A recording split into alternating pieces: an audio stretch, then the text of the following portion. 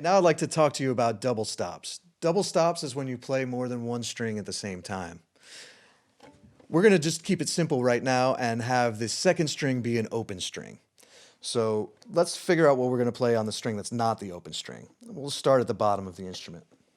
Starting on the D string, going up and down the scale again.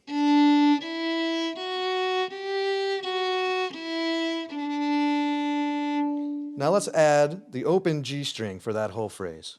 Now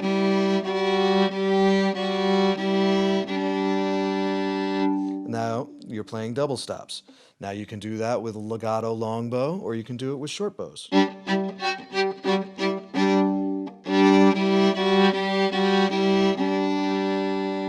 Let's move that up a fifth.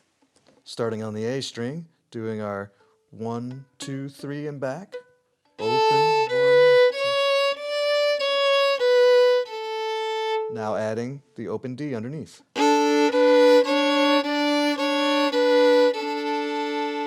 Short. Okay, move that up a fifth. Starting on the E string, first, second, and third finger and back. E. Now adding the open A. And staccato. And then as you're learning a new piece, you might be taking a solo or you might be playing the melody, and you'll realize, oh, if I just add that open string underneath, it adds a whole nother dimension and another feel to what you're playing.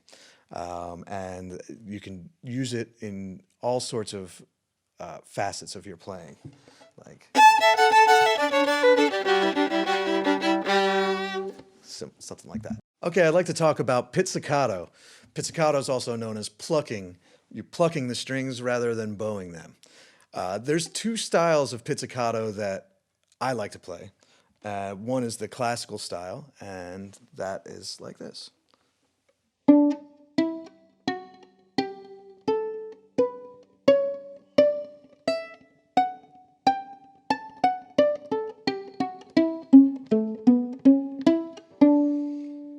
So the left hand is basically the same as if you were bowing the instrument.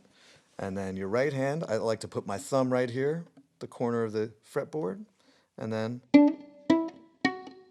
pluck with the second finger and let it ring out.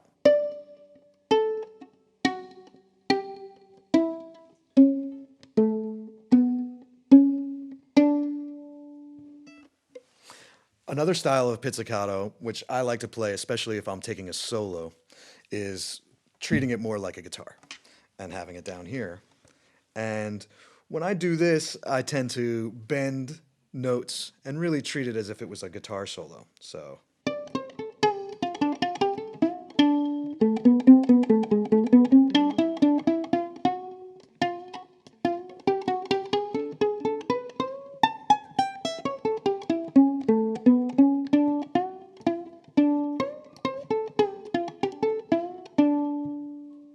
And then if you plug it in through an amp, you can really get that tone from the guitar style pizzicato, bending the strings. But you're not bending the strings, but bending the notes rather.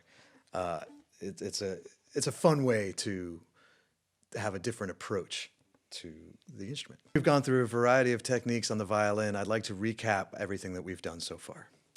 Starting with holding your instrument, putting it out, turn, underneath, having a space here in your hand. This is called a pancake. It's a common problem. You want to have your wrist down a little bit like that.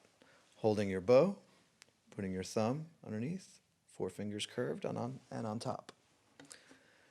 We talked about the major scale. We went over 3 of them: G, D, and A.